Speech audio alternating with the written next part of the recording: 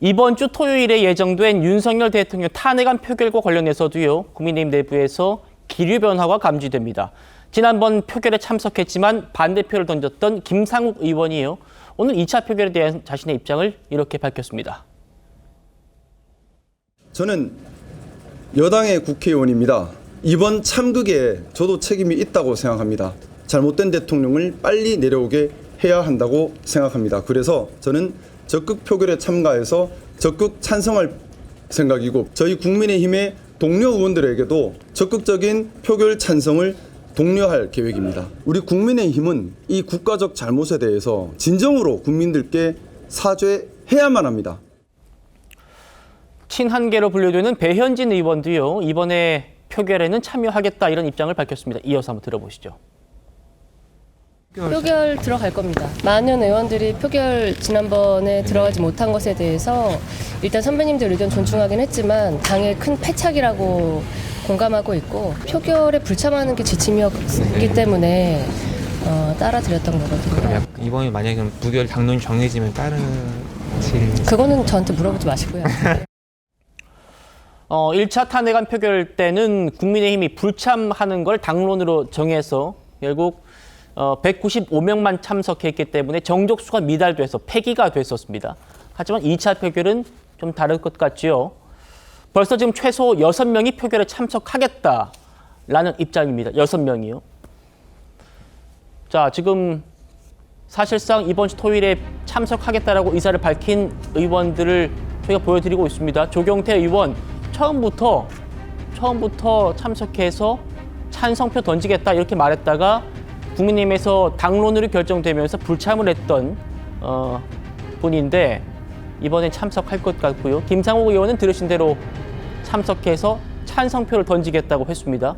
배현진 의원은 들으신 대로 표결에 참여하겠다. 찬반 얘기는 안 했어요. 참여하겠다라는 얘기를 했고, 김영태 의원은 국민이 원하는 방향으로 하지 않을까 이런 말을 했습니다. 사실상 참석 쪽으로 해석이 되는 얘기입니다.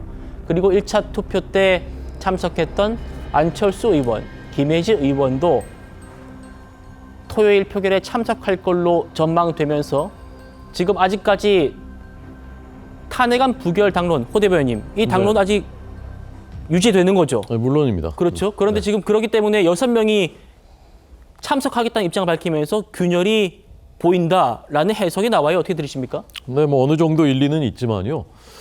지금 이제 탄핵 표결에 참여한다는 게 찬성한다는 뜻은 아니거든요. 그렇습니다. 지금 저 말을 들어봤을 때는 김상욱 의원은 지난번에 반대표 던졌다고 했지만 이번에 이제 찬성표 던지겠다고 했으니까 찬성이 한 표가 더 늘어나는 것은 분명한 사실인 것 같습니다.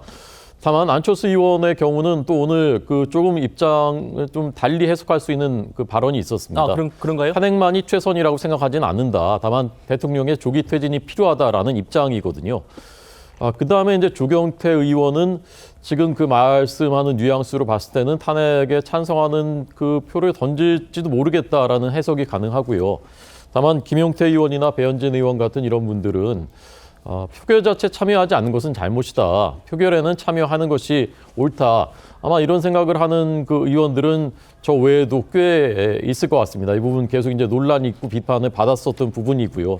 저는 결국은 결정적인 변수는 대통령의 조기 퇴진의 로드맵, 지금 저희 당에서 논의하고 있는 이것이 어떻게 나올 것인가, 그리고 거기에 의원들이 어느 정도 공감하고 또 국민들이 납득을 하실 수 있을 것인가, 여기에 달려 있다고 생각합니다.